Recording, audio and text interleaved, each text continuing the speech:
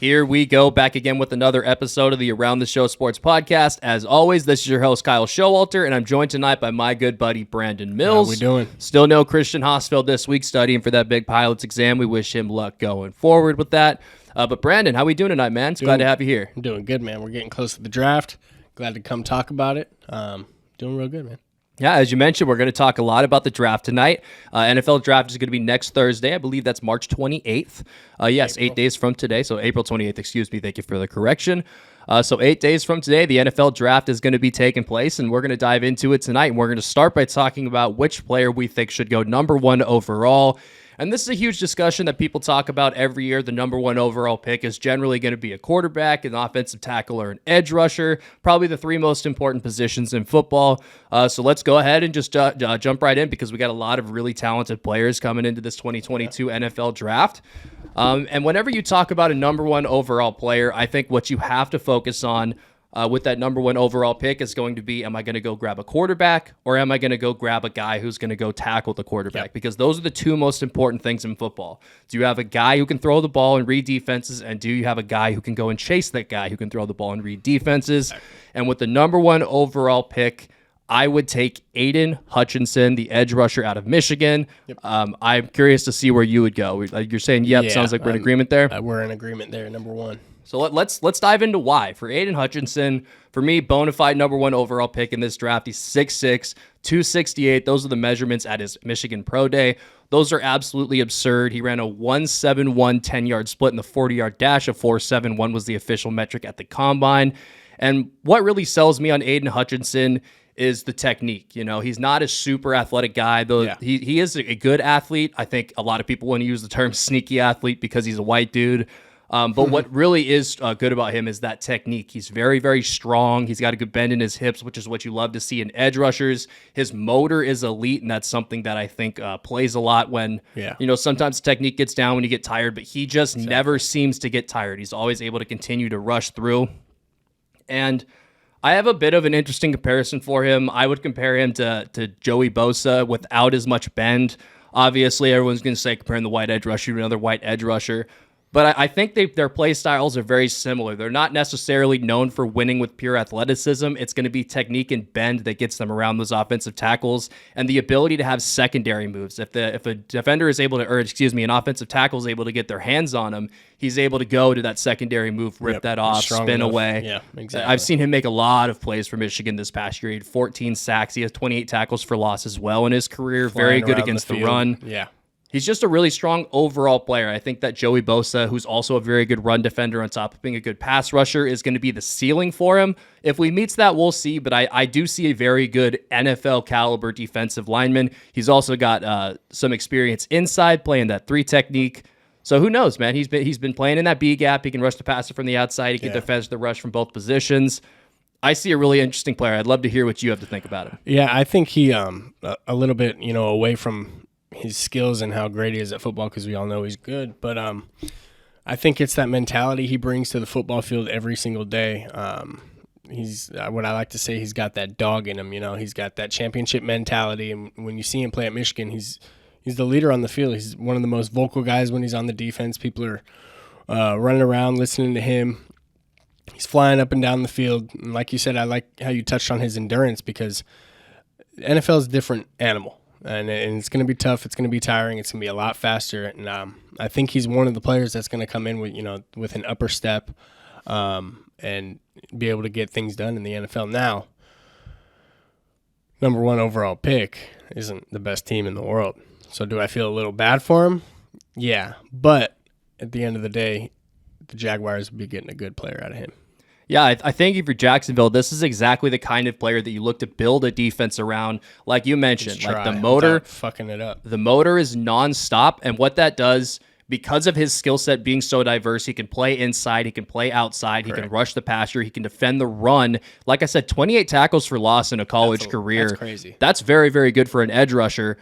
He's going to be able to stay on the field all 3 downs, no matter what. He's going to be able to defend the run early in the drive, and then later when they're on 3rd down, 4th down, he's going to be able to tuck his ears back and go after the passer. I think he's a very versatile player. And if you just watch him play, like some guys, you just know. I'm known for kind of being the analytics guy, and like you said something earlier that made me laugh, made me think of a meme, how there's the analytics guys, that boy nice, he's got some dog in him. Like, he's got that dog in him. When you watch him play, man, he can get mean with the best of them. He'll go through guys. He'll go around guys. Yep. He's just a very good football player.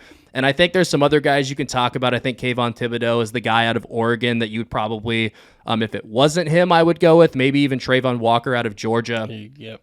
I think Thibodeau's game is a little bit less complete, a little bit less successful around the run, and the exact opposite is the issue for Walker. Definitely. He's more of a run defender than a pass rusher, only 9.5 sacks in his career at Georgia in 4 full seasons, 3 seasons looking at the notes right now. But I think Aiden Hutchinson, since there's no clear-cut quarterback in this draft, you go ahead and you take the number 1 edge rusher, which is the second most important position on the field. And Aiden Hutchinson, I think, head and shoulders proved himself to be the best edge rusher in this class. Now, who knows in 5 years? There's always guys in the 3rd round. There's always guys that people miss. And there's always guys that bust early on. But it just feels like Aiden Hutchinson has the overall package to make him successful in the NFL. Right. I agree there. So moving over to the next part of what we're going to talk about with the draft, and that's going to be which quarterback we think is going to go first. And this is an interesting one because there doesn't seem to be a clear-cut number 1 quarterback in this draft. Last year, we had a clear consensus number 1 and number 2 overall amongst the draft gurus, that being Trevor Lawrence and Zach Wilson, who went to the Jaguars and Jets number 1 and number 2 overall, respectively, last year. But this year's a lot different. There's a lot of discrepancies between the way that people evaluate these guys. I think the big 3 that everybody's talking about is going to be Kenny Pickett out of Pittsburgh, Desmond Ridder out of Cincinnati, and Malik Willis out of Liberty. And I don't know, man. It's an interesting class for sure. You kind of have the big explosive athlete who can throw the ball all over the field in Ridder. You have the guy in Kenny Pickett who's been starting forever, has really good mechanics. And then you got Desmond Ridder, who's kind of just the guy who nonstop wins. So you have something for everybody in this class. If you love the raw talent, there's Malik Willis. If you love a guy who's tried and true and has a ton of starts under his belt, you got Pickett. And then if you're looking for the guy who just wins, you have Desmond Ridder. I'm going to go ahead and let you start with this one. Right. We'll go ahead and roll it over to you. So my pick is Kenny Pickett for the reason, like you said, he's tried and true. Just one of the most consistent quarterbacks in this draft class. And it was a tough decision between him and Ridder, but what split the two for me was Ridder, his play style. I think in the NFL, it's just not a healthy play style. I think he can find himself getting hurt the way he plays. The way he runs around, he's got to get a little bit bigger the way he is. So just looking at the prototype athlete that Pickett is, he was my number 1 pick to go out of the draft. Like I said, it was close calls, kind of little petty reasons to pick him to go number 1, but that's what you get when there's close calls. So, tried and true, consistent quarterback, and just the most experience, and I think he's the most NFL ready. Simple as that. I went with the guy who you think is the second best. I went with Desmond Ridder because I think his skill set is the one that most directly transfers to the NFL. When I watch him, he's in a pro-style offense. He's sitting there taking the snap under center at shotgun, reading the entire field. You can see him visually going through his progressions. As we went further into this season and I watched more Cincinnati games, I saw a lot more of him looking looking safeties off, using his eyes to get those safeties to move around the field. And that's a huge thing to see out of a guy that's still in college. And I think that's from the experience of being in that pro-style offense in Cincinnati for so long. Yep. His career numbers, 87 touchdowns to 28 career interceptions. He's the only guy in that big 3 that I mentioned a moment ago of Desmond Ridder, Kenny Pickett, and Malik Willis, who had a touchdown-interception ratio above 3 for his career.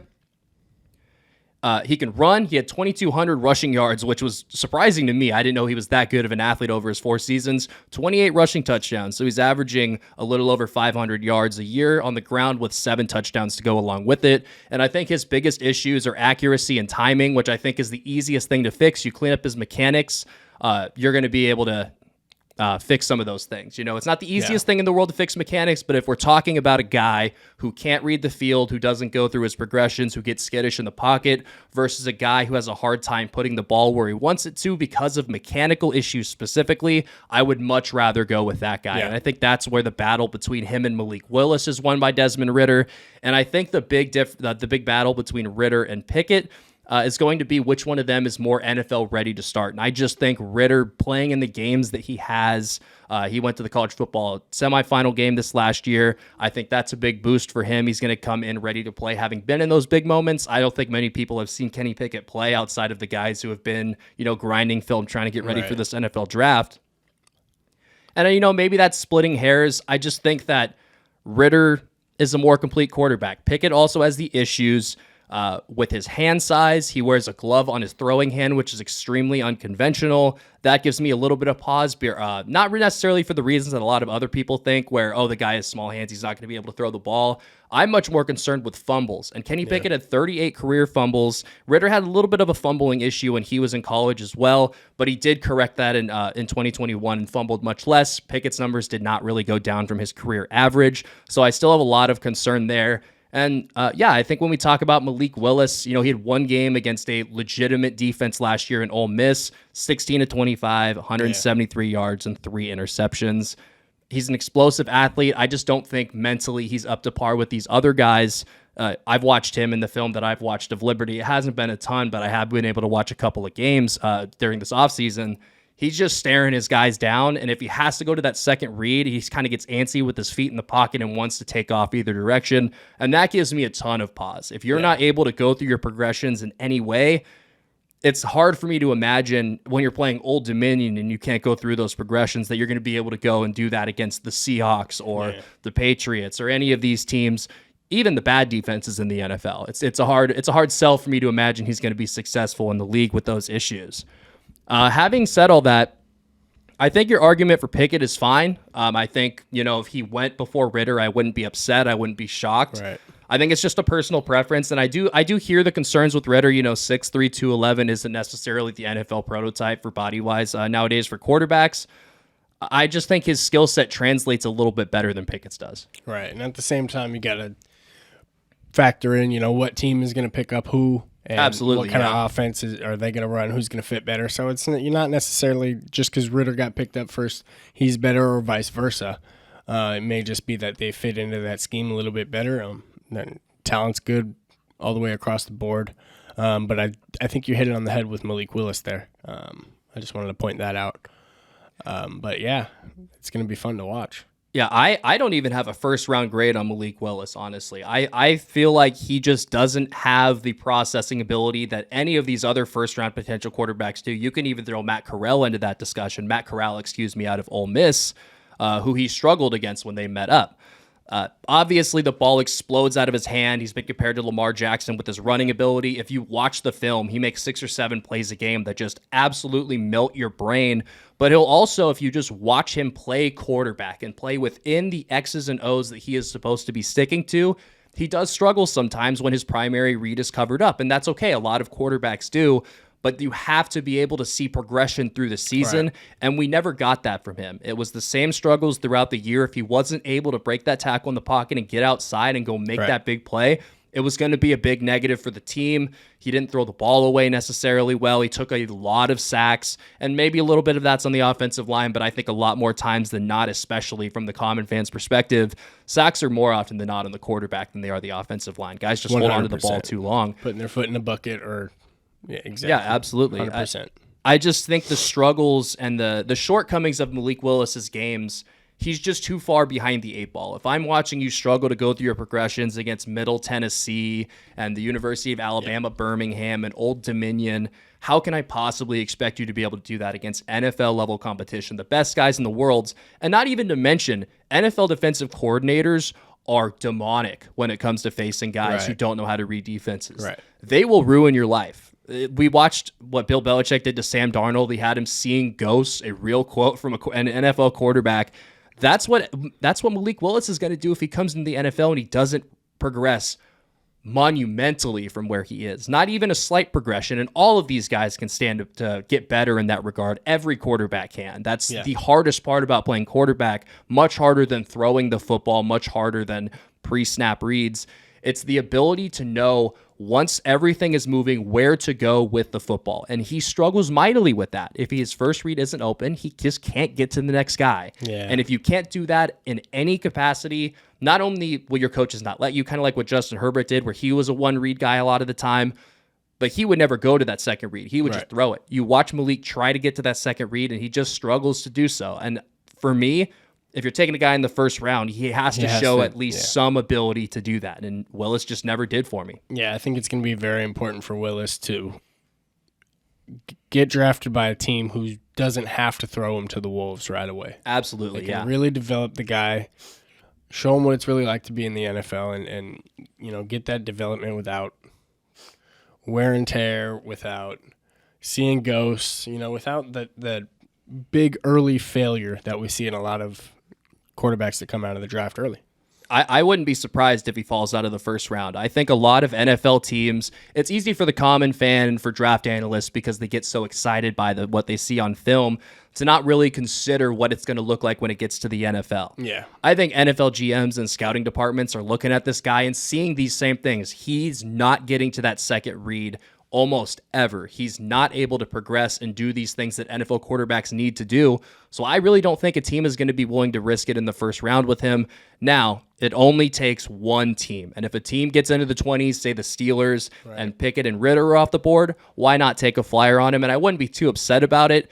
I just think if those guys are all on the board and you have the pick of the litter, Willis can't be the guy that you go with first, despite how incredible the physical tools are. And who knows, maybe in 15 years, it all works out for Willis because he definitely has the physical tools to be an absolutely exceptional quarterback. Yeah, the room for improvement, it is all there. There's no knock on his game, his athletic ability. It's what he can bring to the NFL right now. And that's why I said, it's his developmental period in the NFL is going to be vital. And I just hope he ends up on a team that understands that.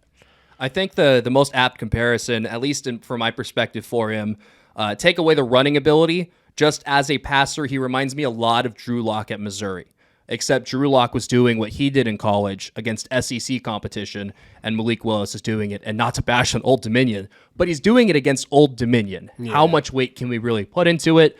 But we're getting sidetracked. The guys that we want, I got Ritter, you got Kenny Pickett, and I think I'd be happy with either of those guys if I'm a team picking in the first round. Maybe not super high, down in the 20s. I'd be pretty happy with getting one of those guys. We'll go ahead and head over to our last NFL draft topic we're going to talk about tonight, and that is the team that we believe, for whatever reason, it could be they're a rebuilding team in the cellar or a team on the brink of Super Bowl contention, but what team needs to inject their team with young talent and have a good NFL draft? And since you went ahead and took first on the last one, I'll go ahead and take this one. For me, that team that needs to have a good draft is the Seattle Seahawks. They finished 7-10 last year, traded Russell Wilson away, but they did get back some draft picks. They had 2 second-rounders this year to go with a first and a third. Those are 4 picks in the top 75. And this is a team, like I said, they won 7 games last year with Russell Westbrook. You take away that guy from your team, you're automatically going to get worse. They did get Drew Lock back in that trade, but really, I think the jury is out, or the verdict is out on Drew Lock. I'm not expecting too much from him. They did get Noah Fant back as well. I'd be surprised if he suits up. Yeah. I mean, who else do they have there to play quarterback, though? They'll get somebody. They could go get Baker still. That's a conversation for another day.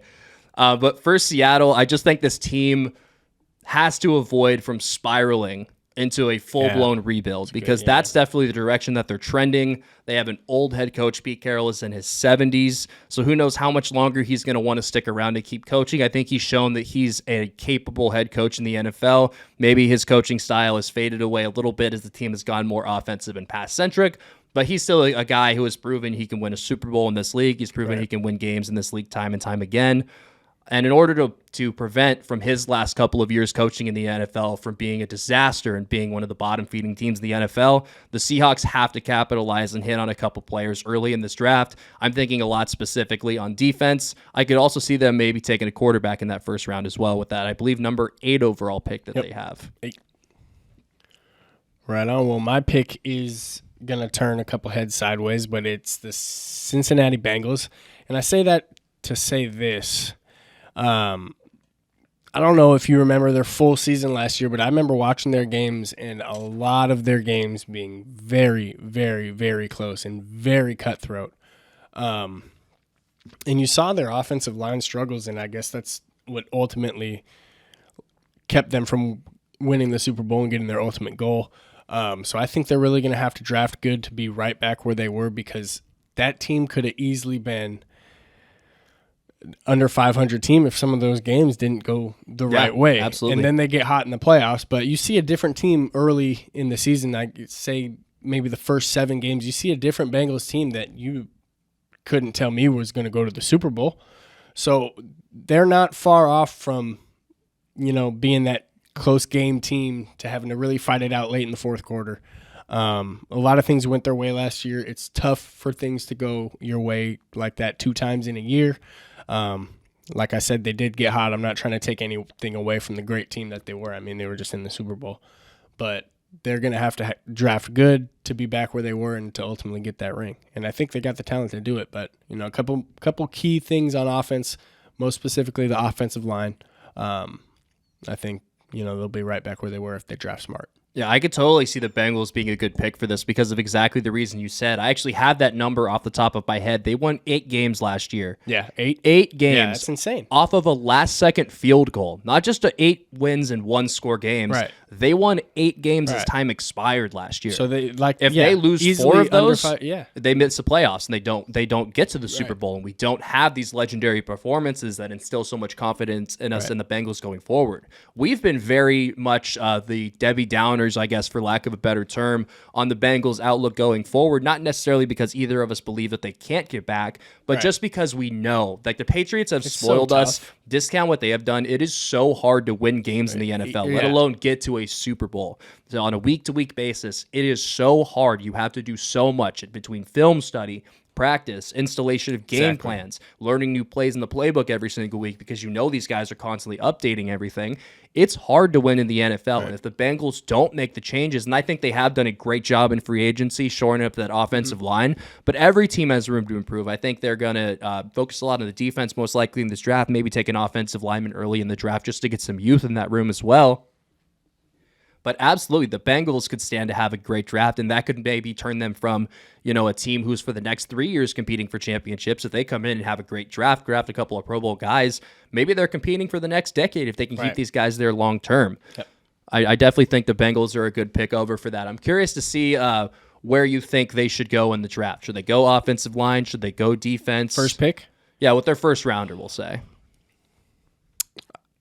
What I think they should do is get an offensive lineman. Like you said, get some young guy in that class there. But I think they'll probably get a defensive guy, probably an edge rusher or middle linebacker. Who knows? I haven't put too much thought into that at all. But I would like to see them beef up that offensive line. I know they made a few moves in this offseason like you touched on, but just to get some youth there and show a guy the ropes, show a guy what it's like to be on a championship team. And that's what I think. What about you? For the Bengals, I would probably go defense. If I don't know if I would go secondary or somebody on that defensive line. I would probably go defensive line. I think with the first round pick, you should always go offensive lineman, edge rusher, cornerback, or quarterback. Those are, for me, the 4 most important positions on the field because they all have to do with either stopping the passing game or protecting the quarterback or being the quarterback himself. So I would always go with one of those players if I had a first-round pick. For team need, I think that probably falls right in line. I think they could stand to grab a linebacker as well. I mean, every team can stand to get a little bit deeper at every position. There's no shortage. I'd probably stay away from offensive line in that first round just because I think for next year they're most likely set unless an injury happens. But I wouldn't mind them taking a second or third round flyer on one of these guys that is projected down there. Just because you can never have too much young talent. If you get them around other good offensive linemen, they're going to be able to they're going to be able to help him develop into the best possible player he can be. But I think I'd probably stick with somebody on the defensive side for the Bengals. All right. So we got some interesting news today in the NFL front. Obviously, we just talked a lot about the NFL draft, but turns out there's already players in the NFL for us to talk about as well, so even more fun to be had. Deebo Samuel, the San Francisco 49ers, has officially requested a trade. An ESPN report came out today confirming that. And Brandon, this is a very, very interesting situation. Deebo Samuel emerged as an absolute superstar last year for the San Francisco 49ers. playing kind of a rover position on offense, spending some time out wide, some time in the slot, even some time in the backfield, getting carries for the 49ers as if he was a running back. Makes him a very interesting player to evaluate in terms of what value he has, and that is the exact reason why this trade request has been taken out. There's apparently some disconnect between Deebo Samuel and the way that he wants to be used and the way the 49ers are choosing to use him. And obviously, Deebo Samuel emerging as a superstar. What does that mean? He wants to get paid. There's rumors that he's looking for a $25 million a year contract, which is an astronomical number. So, Brandon, obviously an interesting trade request. Yeah. I'm curious to know kind of your thoughts on the entire situation. It's obviously early. We just got news of this today. But your initial thoughts on the Deebo Samuel trade request. It's got to be the youngest player to ever request a trade, right? Maybe the youngest non-quarterback ever, yeah. Right, yeah, that's what I'm saying. I mean, that's the first thing I thought of. But at the same time, know your worth. That's what the NFL's trending towards nowadays. Players are starting to take action on themselves for once. And I think it's good to an extent. I surely think it's good for Deebo if he's being used in a way that he does not want to be used, if he believes he's being underpaid. Go out and see what you can get. There's no knock in that. You worked as hard as you could with the Niners last year, and without you on the team, they wouldn't have been. Who knows what the Niners would have been? So you couldn't get it done last year, and if he wants out, I got no knock on it. I think the weird situation for Deebo is how unique of a player he is almost detrimental to him, because the way he's unique actually subtracts value, in my opinion, from him as a player. So what is the position that we typically associate the most possible injury risk with in football? That's going to be the running back position, right? So if I'm going to pay a wide receiver $25 million a year, and I'm going to go stick him back there at running back, I'm essentially paying a running back $25 million a year. That is what makes Deebo Samuel so special, is how physical he is with the ball in his hands and how good he can be in space with the ball in his hands. But that also, as a team, using him that way gives me pause for paying him that much money. So I don't blame Deebo Samuel one bit for being like, hey, y'all got to stop doing this to me. Right. You got to stop playing me in the backfield and giving me, 10 carries a game or whatever the number is. I don't believe it was actually that high, but just for the purpose of the conversation. It's almost a knock on Deebo Samuel that he's getting hit this much, and he's obviously a big physical guy. And he obviously understands it now. Yeah, and I actually have the numbers in front of me, courtesy of ESPN's Next Gen Stats. He actually, over the last 11 games of the season, counting the playoffs, he spent 53.5% of the time out wide at the wide receiver position as a traditional X wide receiver, 20.9% of the time as a slot receiver, 21.1% of his snaps were in the backfield, so simulating himself as a running back, and then 4.6% was in type, but that's not really a part of the conversation that we're having. So he's only an X wide receiver, which is the only type of wide receiver I'm paying $25 million to. I'm not giving my slot receiver $25 million. I'm not giving my running back $25 million. I wouldn't even love to give an X receiver that kind of money. But, that's kind of what the market has been set at. Right. So if you're going to pay Deebo Samuel, that's the number you're getting to. What makes him special, though, is his ability to go into the backfield, which actively takes away from his value as a player because of the heightened injury risk. Over those same last 11 games where he spent so much time in the backfield, he only averaged 3.5 receptions per game. So I'm not paying that guy $25 million if I'm using him in this way. And if I'm Deebo Samuel, I'm pissed that the Niners are doing this because it's actively taking away from his value. It's attributing hits to his body that are going to stick with him for the rest of his career in terms of the way people view his injury risk. And I don't blame him one bit for requesting this trade. If I was him, I would be doing the same thing. He went from averaging 6.1 catches early in the season for those first 8 games down to that 3.5 number for the last 11. He wasn't playing the traditional X receiver position that he's asking to get paid like. So, of course, he wants to get out. He wants to go somewhere that he's going to be able to provide that value for a team so he can earn that paycheck. So, really, the Niners have to make a decision here. Do we want to use Deebo Samuel as an X receiver and pay him a ton of money? Do we want to get rid of our best weapon? Because without Deebo Samuel, this offense would not have been anything close to what it was last year. Especially, you would be taking away Trey Lance, who's going to be a first-year starting quarterback next year, taking away his best weapon. Who knows what that does for his development? Or you just kind of hope that cooler heads prevail and you're able to continue to use Deebo Samuel in this way, and he'll kind of just forget that this whole thing ever happened, which I don't see that possibly happening. From the 49ers perspective, Brandon, what are we thinking here? Do we pay Deebo? Do we trade Deebo? Do we keep Deebo and change the way we use him? I think it's in your best interest to keep that man happy. I think I would stand to agree with that, yeah. But it's so hard because what Deebo does well is tied to what makes it hard to pay him because he's so special in the fact that you can use him in so many different ways. But I think he could be just as dynamic without having to go in the backfield. That's just me. Yeah. I mean, I probably agree with that. He's so physical with the ball in his hands. He's quick laterally. He has top-end speed with that. He can run with anybody in the league. Backfield or receiver, if you put the ball in his hand, he's going to do something crazy. Yeah, and I think it's almost easier to get a guy out wide, the ball in space, because you're automatically out away from all of those bodies in the middle. I think a lot of this had to do with the fact that the 49ers running back depth was tested a lot last year. Yeah. Elijah Mitchell, their undrafted free agent rookie last year, who really shined when he was on the field. He was hurt for the greater part of last season. He did play, but his production definitely suffered during that time. Yep. They lost Raheem Mostert to a knee injury for the season early on, and then Trey Sermon, who was a second or third round pick for them last year in the draft. He definitely disappointed. He wasn't able to get on the field much at all, let alone be productive when he was out there. So I think a lot of that had to do with why Deebo was playing so much back in the backfield, and maybe they do lighten that up a little bit. But I think if you are San Francisco, you have to have an open conversation with Deebo and kind of hash this stuff out, or you have to trade him. There's no way you can just kind of ignore this and hope the problem goes away, because this is public now. Deebo went out and told reporters that this is happening. You know, he is obviously very upset, and it's up to them to go and remedy that. I agree.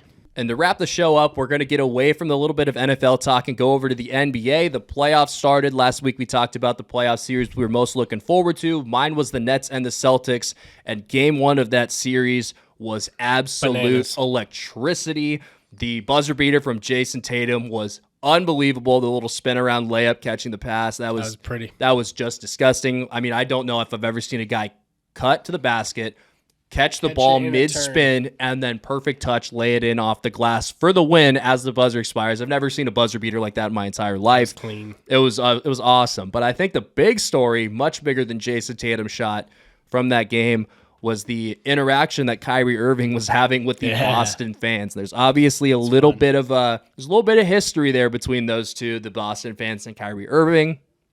Obviously, there's do love lost between those two.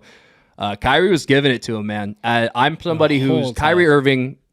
Full disclosure, he's my favorite basketball player of all time. I loved watching him in Cleveland before LeBron came back. When LeBron came back, it was just even better. I've never felt so much joy watching basketball as I do when I've watched Kyrie Irving do his thing. So full disclosure, putting that out there. But I loved it, man. Yeah. There seems to be, and I think this has gotten worse since the whole pandemic and quarantine shut everything down, where people think that just because athletes or even the person at the supermarket or the person at the restaurant they're at, that they're immune from any actions of their consequences, or consequences of their actions, rather. And you're not. Like, if you say something, even if that person is a professional athlete on the court, protected by security, he has the right to come back at you. And Kyrie Irving did that. Saw him giving the double birds behind the head, which was a baller move. Yeah. Saw him yelling some vulgarities at a fan in the tunnel, exiting the game, heading into the Celtics locker room. I think it's pretty obvious that he did not enjoy his time in Boston. No. He's on record as saying that. And it's hard to blame him, you know? There was a lot of stuff going on when he was injured, when he was with that Boston Celtics team. A lot of narratives came out in the Boston media. A lot of fans echoed that same stuff, and I think he got really tired of it, and that's the reason why he ended up not re-signing there after he promised that he had. But the fans have every right to be upset in that same regard, because that's that reason I just said. He had promised to say that he was going to re-sign. He wanted his name to be hung up in the Garden forever, and it wasn't. You know, he ended up bouncing and going and teaming up with KD. So there's obviously some resentment on both sides, and it really came to a head. And it was fucking awesome to watch. It was incredible. We got more to watch, man. I'm happy to watch that. Yeah, I'm right there with you, man. That's exciting. All fair. All is fair. If I'm gonna go to a game, any game, and get as close to a player to where they can hear me yelling obscenities at them, man, I better be ready for them to come back at me. And I loved it. And even at the end of the game, he deliberately walked to the center of the floor and stomped on the logo and gave it a couple wipes and walked out of the arena, started cussing at more fans. And I loved it, and expect to see some more fire in game 2, right? Game 2 is actually going on right now. We're recording this on April 20th. It's about 6:30. Yeah, it's 94-92 Celtics as we speak, with a little bit less than half left, or a little bit more than halfway left in the fourth quarter. So once we get out of here, I'm definitely going to go turn that game on. Brandon's got to drive home, but we're recording this in the back of my house. I could just turn around and turn it on this TV if I wanted to. And since we're doing live game updates, I want to let you know that Ohtani did give up a hit. Shohei Ohtani had thrown 5 perfect innings before we started recording, so that was the narrative that we were going to be paying attention to. I had completely forgotten about it. I was having so much fun in here recording.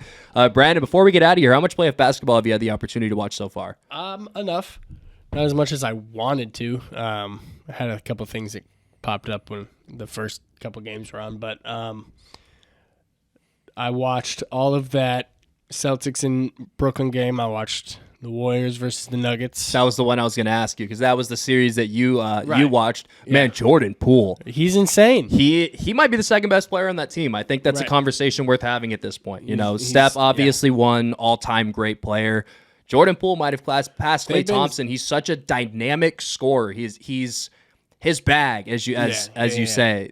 The players have been talking about him though, in subtle interviews, this and that, and the guy's a baller. I watched him go around a defender to his right in that game, and then kind of like plant on that right foot, hit a little jab step, and go back into a fadeaway, like a little 18-foot fadeaway jumper, and it was so pretty. It looked like something Steph would do. Yeah. And I think him being on a team with Steph and Klay and learning how those guys get open and how those guys find their shots throughout the course of a game has led him to be such a dynamic scorer, but also an efficient scorer, which is what's always made those two guys so good. Is they can shoot the lights out. Yeah, they can get to their spot basically any given night against any defender, but they're efficient and they pick their spots well. And Jordan Poole has kind of emerged and done that. I think at one point he was 8 for 8 in that game with 16 points, which I think it might have been even better than that.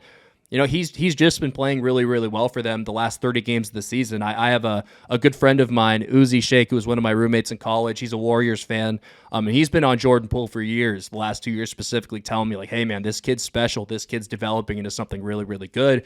And over the last 30 games, I've kind of really been able to watch and see a lot more of that development. Yeah. And he looks like a superstar. Not just a good player, not an all-star. He looks like he's turning into a bona fide superstar in this league. And of fucking course he is. He's playing for the Golden State Warriors, who just never know how to die. Damn right. That's a beautiful thing, ain't it? It used to drive me crazy watching the Warriors be good. Obviously, there's a little bit extra for both of us now. A little bit of rooting interest for the Warriors. Our late friend Cameron Paul, who we both miss dearly, diehard Warriors fan. So I hope they go and win it all for him, man. At this point, why not? Love it. Love it. If not them, I hope Brooklyn does. Go Kyrie. Well, we'll go ahead and end it on that note. A lot of fun conversation tonight. We will catch you guys next week. Go Warriors. Love you, 22.